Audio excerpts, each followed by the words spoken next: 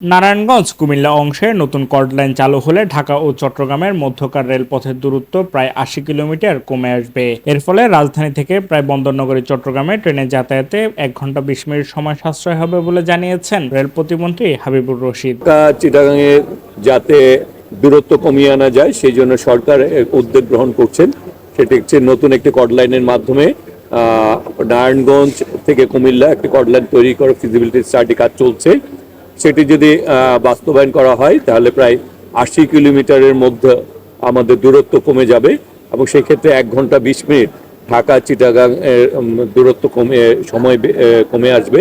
শনিবার চট্টগ্রাম রেলওয়ে স্টেশনে গণমাধ্যম কর্মীদের সঙ্গে মতবিনিময় করলে তিনি এসব তথ্য জানান। এ সময় প্রতিমন্ত্রী বলেন, সরকারের লক্ষ্য দেশের রেল যোগাযোগকে আরও আধুনিক, দ্রুত ও যাত্রীবান্ধব করা। সেই লক্ষ্য বাস্তবায়নের অংশ হিসেবে নারায়ণগঞ্জ কুমিল্লা কর্ডলাইন প্রকল্প বাস্তবায়ন করা হচ্ছে। এছাড়া তিনি আরও জানান, পর্যটন নগরী কক্সবাজারে যাত্রী সেবার চাহিদা দিন দিন বাড়ছে। এ কারণে চট্টগ্রাম কক্সবাজার রুটে আরও ১ জোড়া আন্তনগর ট্রেন চালুর উদ্যোগ নেওয়া হয়েছে। নতুন ট্রেন চালু হলে এই রুটে মোট ৫ জোড়া ট্রেন নিয়মিত চলাচল করবে। এতে যাত্রীদের ভোগান্তি কমবে এবং পর্যটন শিল্প আরও গতিশীল হবে বলে তিনি আশা প্রকাশ করেন। ঢাকা চিটাগাং থেকে কক্সবাজার আরেকটি ট্রেনের ব্যবস্থা করা, যাতে করে কক্সবাজারে যারা যেতে চান তারা যাতে যাওয়ার আমাদের এখানে ৪ জোড়া ট্রেন চলে, সেটাকে ৫ জোড়া করে ৫টি ট্রেন কক্সবাজার যাবে, 5টি ট্রেন কক্সবাজার থেকে আসবে।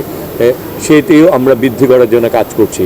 এর আগে সকালে রেল প্রতিমন্ত্রী দোহাজারী চকরিয়া রেলপথের বিভিন্ন অংশ পরিদর্শন করেন। পরিদর্শন শেষে তিনি বলেন, রেলপথ নির্মাণের সময় যেসব গাছ অপসারণ করা হয়েছিল পরিবেশের ভারসাম্য রক্ষায়, সেসব এলাকায় উপযোগী নতুন বৃক্ষরোপণ কর্মসূচি গ্রহণ করা হবে। চিটাগাং কক্সবাজার যে লাইনটি করা হয়েছে, সে কাজ করার সময় অনেকগুলি গাছ কর্তন করা হয়েছিল, প্রায় 2,40,000 গাছ।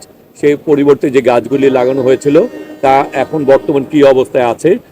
সরকার যেহেতু বনায়নের জন্য, সামাজিক বনায়নের জন্য কাজ করছেন, সেই ক্ষেত্রে আমরা যেখানে যদি গাছের কোনো কমতি থাকে সেই ক্ষেত্রেও আমরা সামাজিক বনায়নের জন্য আমরা কাজ করছি।